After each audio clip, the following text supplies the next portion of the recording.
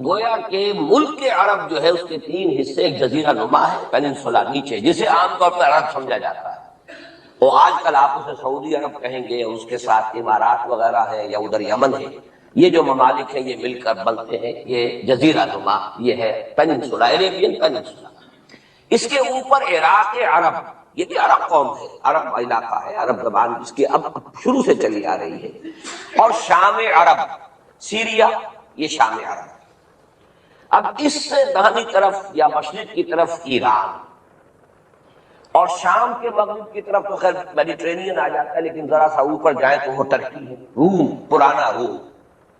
اور آپ کو معلوم ہے کہ جب حضور کی بعثت ہوئی ہے تو اس سے پہلے کم و بیش 700-800 برس سے یہ 2 عظیم مملکتیں چلی آ رہی تھیں، سلطنت روما اور سلطنت ایران۔ ان دونوں کا مقابلہ رہا۔ یوں سمجھئے کہ تاریخ جھولا جھولتی تھی، کبھی ایرانی آگے بڑھتے تھے یہ مکے شہر میں، اور شمال میں یہ جو کشمکش تھی، تاریخ جھولا جھول رہی تھی، اس میں ایسا ہوا ہے کہ سن 614 میں ایک بڑی ہی زبردست شکست دی ہے رومیوں نے ایرانیوں کو۔ یہ تاریخ کی بدترین شکستوں میں سے ہے جو رومیوں کے ہاتھوں، جو رومیوں کی ہوئی ہے ایرانیوں کے ہاتھوں۔ اب ایرانی چونکہ تھے آتش پرست مشرک تھے، اور یہ تھے حضرت عیسیٰ کے نام لیوا، ان کی کچھ نہ کچھ مناسبت مسلمانوں سے جڑتی تھی، اس لیے کہ حضور صلی اللہ علیہ وسلم حضرت عیسیٰ علیہ السلام کے ماننے والے، اللہ کا پیغمبر ماننے والے، تو یہ جو ایک ایسوسیشن تھی اس کی وجہ سے بغلیں بجائیں مشرکین مکہ نے کہ دیکھو ہمارے جو ساتھی ہیں ایرانی آتش پرست وہ جیت گئے، اور تمہارے جو کیمپ، ایک ہی کیمپ سمجھ لیجئے، تمہارا بہرحال ان سے کچھ نہ کچھ تعلق ہے، تو حضرت مسیح کے ماننے والے اور تورات کے ماننے والے وہ شکست کھا گئے۔ اور شکست بھی ایسی تھی کہ یروشلم سے یہ نکلے ہیں، بھاگے ہیں رومی، ہرقل اس وقت وہ ایمپرر تھا، ہیکلیس، اور ایلیا جو ان کا کہلاتا ہے یروشلم میں وہ ہیکل، اس سے جو ان کی بڑی صلیب تھی وہ بھی وہاں سے لے گئے وہ، اور گویا کہ ان کے لیے تو سمجھیے کہ یہ مذہبی اعتبار سے ایک موت تھی کہ ان کی مذہبی علامت، ان کے لیے شاعر جو ہے ان کے مذہبی، ان میں سب سے مقدس شے جو تھی وہ بھی ایرانی وہاں سے لے گئے، اور بہت ہی زبردست شکست ہوئی ہے اس وقت رومیوں کو، ہیرکلیس کو۔ اس پر جو بغلیں بجی، مشرکین مکہ نے جو اس پر خوشیاں منائی، مسلمانوں کو ایک طرح سے یوں سمجھیے کہ انہیں ستانے کے لیے، چڑھانے کے لیے، دیکھو وہ جیت گئے، اسی طرح تمہارا بھی قلع کما ہو جائے گا، تمہاری بھی کوئی بنیاد، لستم علی شیء، تمہاری بھی کوئی حقیقت نہیں ہے، جیسے رومی جو ہے وہ شکست کھا گئے، تم بھی ختم ہو جاؤ۔ اس وقت یہ آیات نازل ہوئی، اور یہ آیات اب پیشین گوئی کی صورت میں نازل ہوئی ہے مسلمانوں کی دلجوئی کے لیے۔ ان کا جو مراد اس وقت گر رہا تھا مکے کے مسلمانوں کا، ابھی ہجرت نہیں ہوئی ہے، ابھی تو یہ مکے ہی میں معاملہ چل رہا ہے۔ 610 میں حضور پر وحی کا آغاز ہوا ہے، گویا کہ یہ 5واں برس ہے نبوت کا، ابھی ہجرت سے 7 سال پہلے کی بات ہو رہی ہے، یہ جو مکے کے اندر جو صورتحال ہے۔ تو وہاں انہیں خبر دی گئی، الف لام میم غلبت الروم فی ادنی الارض، قریب کی سرزمین میں، اب یہ جزیرہ نما سے قریب ہے یہ پورا علاقہ شام کا، عراق کا، رومی مغلوب ہو گئے، رومیوں کو شکست ہو گئی، وَهُمْ مِنْ بَعْدِ غَلَبِهِمْ سَيَغْلِبُونَ، اور وہ اپنی اس مغلوبیت کے بعد پھر غالب آ جائیں۔ یہ پیشن ہوئی کہ یہ صورتحال مستقل نہیں ہے، یہ عارضی سی بات ہے، اس پر بغلیں نہ بجاؤ، اس پہ خوشیاں نہ مناؤ، اور اے مسلمانوں تم دل گرفتار نہ ہو، رنجیدہ نہ ہو،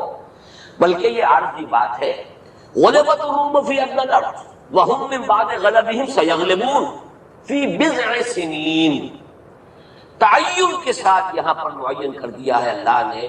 کہ بضع سنین میں، چند سالوں میں، لیکن بضع کے لفظ کا اطلاق ہوتا ہے عربی زبان میں 3 سے لے کر 9 تک، 10 سے کم 3 سے زائد، یہ بضع فی بضع سنین، ان سالوں کے اندر یہ پلٹا کھا جائیں گے حالات، tables will be turned، اور پھر جو ہے رومیوں کو فتح حاصل ہو جائے گی۔ یہ پیشن گوئی ہے۔ میں اب یہاں اس حوالے سے ذرا 2 باتیں کہہ دوں پھر آگے چلوں گا۔ میں نے خاص طور پر آج اس مقام کو اس لیے بھی چنا ہے کہ میں یہ محسوس کرتا ہوں کہ ہمارے ہاں جو حضور صلی اللہ علیہ وسلم کی احادیث میں پیشن گوئیاں ہیں،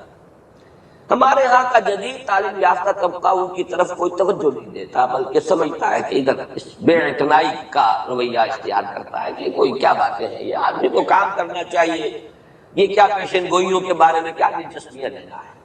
تو پہلے تو یہ نوٹ کر لیں کہ پیشن گوئی صرف حدیث میں نہیں ہے، قرآن میں بھی ہے۔ قرآن میں یہ پیشن گوئی آئی ہے۔ فرق تو ہوگا حدیث کی پیشن گوئی اور قرآن کی پیشن گوئی کا۔ کیا فرق ہوگا؟ نمبر ایک یہ کہ قرآن کا تو ہر حرف جو ہے وہ یقینی ہے۔ حدیث کے بارے میں یہ ہو سکتا ہے روایت بالمعنی ہو، روایت کرنے میں کوئی لفظ تھوڑا بہت بدل گیا ہو، پھر حدیث کی سند کیا ہے، وہ صحیح بخاری کی ہے، صحیح مسلم کی ہے، اس کا استناد کا پایا کیا ہے، درجہ کیا ہے، جبکہ قرآن مجید کا ہر حرف جو ہے وہ مستند ہے، بلا لا ریب فیہ کا مصداق ہے۔ یہ فرق تو ہوں گے۔ اور دوسرا فرق بہت اہم یہاں ہے کہ یہاں سالوں کا تعین کر دیا گیا ہے، یعنی زیادہ سے زیادہ 9 برس کے اندر اندر یہ صورتحال بدل جائے گی۔ حدیث میں جو پیشن گوئیاں آئی ہیں ان میں کوئی تعین وقت کا نہیں، بلکہ سورہ انبیاء کے آخر میں 2 آیتوں میں حضور سے یہ کہا گیا کہ آپ کہہ دیجئے ان ادری اقریب ام بعید ما توعدون، اے نبی ان سے کہہ دیجئے کہ مجھے یہ معلوم نہیں ہے کہ جس چیز کی تمہیں خبر دی جا رہی ہے، جس چیز کا وعدہ تم سے کیا جا رہا ہے وہ قریب ہے یا دور ہے۔ ٹائم ٹیبل میں نہیں جانتا، لیکن جو میں کہہ رہا ہوں وہ ہو کر رہے گا۔ وَإِنْ أَدْرِي لَعَلَّهُ فِتْنَةٌ لَكُمْ وَمَتَاعٌ إِلَىٰ حِينٍ، اور اسی صورت میں پھر آگے چل کر ایک آیت کے بعد یہ ہے، اور یہ بھی کہہ دیجئے ہو سکتا ہے لعلہ شاید کہ یہ ابھی تمہارے لیے کچھ اور موقع تمہیں مل جائے، آزمائش کا موقع مل جائے، اللہ تعالیٰ تمہیں کچھ بریدنگ سپیس دے دے تاکہ تم اس میں اپنی اصلاح کر سکو، تو گویا کہ آزمائش کی ایک مہلت اور مل جائے تمہیں، یہ ہو سکتا ہے۔ لعلہ فتنۃ لکم ومتاع الی حین، ایک وقت معین تک کے لیے اللہ تعالیٰ تمہیں اور رہنے بسنے کا موقع دے دے، لیکن یہ کہ اس میں کوئی شک نہیں ہے کہ جس عذاب الہی کی میں تمہیں خبر دے رہا ہوں وہ آ کر، اس میں کوئی شک نہیں۔ کب آئے گا یہ مجھے معلوم ہے۔ اسی کی ایک مثال اور بھی یہ نوٹ کر لیجئے، جب حضور نے خواب دیکھا، اور نبی کا خواب بھی وہی ہوتا ہے کہ ہم عمرہ کر رہے ہیں، حضور نے صحابہ کو حکم دے دیا۔ سن 6 ہجری کا یہ واقعہ مشہور ہے کہ اب تقریباً 1400 یا بعض روایات میں آتا 1800 صحابہ کے ساتھ آپ احرام باندھ کر عمرے کے لیے اور مکے کا سفر کر رہے ہیں، حدیبیہ تک پہنچ گئے۔ اب وہاں جو صورتحال پیش آئی، مکے والے اڑ گئے، کسی قیمت پر ہم نہیں کرنے دیں گے، گویا کہ خون کی ندیاں بہہ جائیں گے۔ تو وہاں کی صورتحال کو دیکھ کر مصالحت کی حضور، صلح کی، صلح حدیبیہ مشہور صلح حدیبیہ بہت ہی اہم ہے، تاریخ کا، سیرت النبی کا بہت اہم واقعہ ہے۔ اس پر بعض لوگوں کے ذہنوں میں یہ اشکال پیدا ہوا کہ حضور نے تو کہا تھا کہ میں نے خواب دیکھا ہے، اور نبی کا خواب تو وہی ہوتا ہے، اور ہم اس وقت جا رہے ہیں بغیر عمرہ کی، تو گویا کہ ایک وسوسہ تو آ سکتا ہے، بڑے سے بڑے آدمی کے ذہن میں آ سکتا ہے۔ اور صحابہ کرام تو آ کر حضور سے کہتے بھی تھے کہ حضور بذا اوقات ہمیں اپنے دل میں ایسی باتیں بھی محسوس ہوتی ہیں کہ زبان پر لانے سے ہم زیادہ بہتر سمجھتے ہیں کہ ہمیں زندہ آگ میں جلا دیا جائے، یعنی ایسے وسوسے بھی ہمارے دل میں آ جاتے ہیں، دماغ میں آ جاتے ہیں۔ تو حضور نے فرمایا کیا واقعی تم ایسا محسوس کرتے ہو کہ اس بات کو زبان پر لانے سے بہتر ہے کہ ہمیں زندہ جلا دیا جائے؟ جی ہاں، یہ تو ہمارا ہے۔ فرمایا ذاک ایمان، یہی تو ایمان ہے۔ شیطان وسوسہ اندازی کرے گا، لیکن جب تمہارا یہ احساس ہے کہ یہ بات اتنی بری ہے کہ مجھے زندہ جلا دیا جائے، یہ میرے لیے اہون ہے، ہلکا ہے بنسبت اس کے کہ میں اس بات کو زبان پر لاؤں، تو ثبوت ہے کہ ایمان موجود ہے۔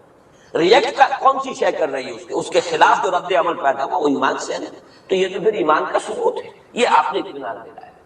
تو وسوسے بعض صحابہ کے ذہن میں یہ بھی پیدا ہوئے، تو حضور نے فرمایا تھا کہ میں نے کہا تھا کہ ہم کریں گے عمرہ، لیکن میں نے یہ کب کہا تھا کہ اسی سال ضرور کریں گے۔ گویا کہ ٹائم ٹیبل میں فرق ہو سکتا ہے، یعنی جہاں تک اللہ کا فرمان ہے اس میں ٹائم ٹیبل کا بھی فرق نہیں ہوگا، ناممکن ہے، لیکن نبی کی پیشن گوئیوں میں یا خبروں میں ٹائم ٹیبل کے اندر فرق واقع ہو سکتا ہے کہ اس سال نہیں، وہ اگلے سال پھر اس کو عمرہ قضا کہتے ہیں۔ قریش نے یہ مان لیا تھا کہ اس سال کو آپ جائیے، ہماری پریسٹیج جو ہے وہ اسی طرح قائم رہتی ہے، ورنہ تو گویا کہ ہم بالکل ہی آپ کے سامنے بچھ گئے اور ہم نے گویا کہ بالکل ہی شکست مان لی۔ اس سال کو آپ جائیں، اگلے سال آئیے، 3 دن کے لیے ہم مکہ خالی کر دیں، بالکل ہم چلے جائیں گے پہاڑوں میں، آپ مکے میں رہیں 3 دن اور جس طرح چاہے طواف کریں، عمرہ کریں۔ بہرحال اگلے سال پھر وہ عمرہ ہوا، اسے عمرہ قضا کہتے ہیں۔ یہ بھی میں نے مثال دی ہے کہ ٹائم ٹیبل کا جہاں تک تعلق ہے، حضور کی دی ہوئی پیشین گوئیاں جو ہے اس کے بارے میں ہم تعین نہیں کر سکتے کہ یہ کب ہوگا، گمان کر سکتے ہیں، اندازہ ہو سکتا ہے، لیکن